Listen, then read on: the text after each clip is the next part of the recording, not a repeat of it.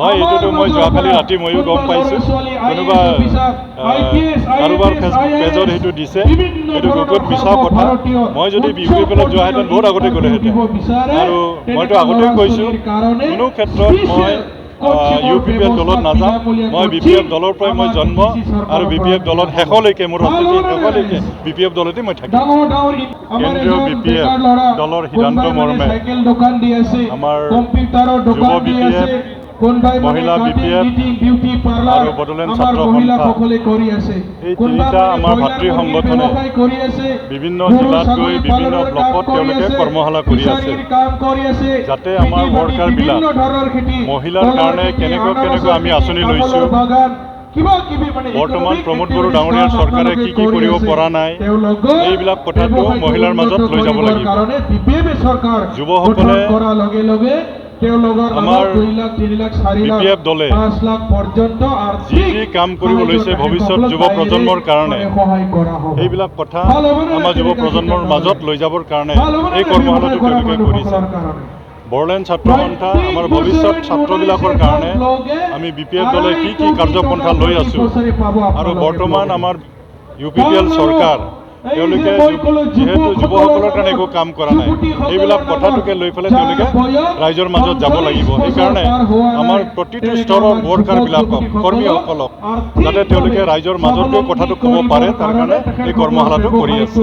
আৰু মই ভাবোঁ এই কৰ্মশালা কৰাৰ যোগেদি আমাৰ দলৰ এটা জাগৰণটো আহিব। প্ৰতিজন ব্যক্তিয়ে আমাৰ BPF দলে লোৱা লক্ষ্য আৰু উদ্দেশ্যটো ৰাইজৰ মাজত তেওঁলোকে লৈ যাব। ইতিমধ্যেতো আমাৰ 4-4টা বছৰ পাৰ হৈ গ'ল প্ৰমোদ বড়ো ডাঙৰীয়া চৰকাৰ কৰাটো। গতিকে 4-4টা বছৰত তেওঁ এজনে চাকৰি দিব নোৱাৰিলে। হাগ্ৰামা মহিলাৰ দিনত যিসকলে চাকৰি পাইছে, তাৰ পিছত BTC চৰকাৰে দিয়া কোনো চাকৰি তেওঁলোকে দিব পৰা নাই। আজিৰ তাৰিখত BTC চৰকাৰে তেনেকৈ চাকৰি দিয়া ইণ্টাৰভিউ তেওঁলোকে আনকি কৰিব পৰা নাই। ADR ইয়াৰ ইণ্টাৰভিউ পাতি আছে। আমাৰ ইয়াত যিমানখিনি পোষ্ট খালী হৈছে, অসম চৰকাৰ ইণ্টাৰভিউ পাতি তাত তেওঁলোকে ফিল-আপ কৰি আছে। গতিকে UPPL চৰকাৰ কোনো ধৰণৰ চাকৰি দিব পৰা নাই, আৰু ভৱিষ্যতে তেওঁলোকে নোৱাৰিব, কাৰণ তেওঁলোকৰ হাতত সময়ে নাই। মই কোৱাৰ দৰকাৰ নাই, এইটো ৰাইজে ক'ব। আজি 2003 চনৰ আগত আমাৰ BTCৰ অৱস্থাটো কি আছিল? আমিতো শূন্যৰ পৰা আৰম্ভ কৰিছোঁ। একো নাছিল ইয়াত, না ৰাস্তা আছিলে, না দলং আছিলে, একো নাছিলে, কোনো আন্তঃগাঁথনি ইয়াত নাছিলে। কিন্তু হাগ্ৰামা মহিলাৰ যেতিয়াৰ পৰা BTC চিফ হ'ল, তেতিয়াৰ পৰা ইয়াৰ উন্নয়নমূলক কামটো হৈছে। আজি ৰাস্তা হৈছে, দলং হৈছে, বিভিন্ন শিক্ষানুষ্ঠান ইয়াত আহিছে, বিভিন্ন আন্তঃগাঁথনি আহিছে।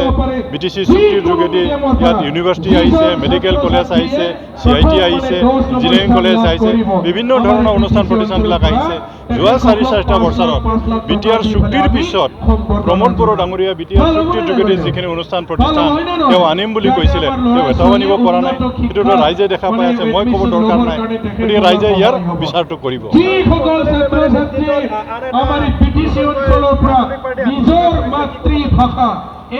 সকলোৰে অধিকাৰটো আছে ৰাজনৈতিক দল কৰাটো, দল গঠন কৰাটো কোনো ডাঙৰ কথা নহয়, কিন্তু ইয়াক চলাই লৈ যোৱাটোহে ডাঙৰ কথা।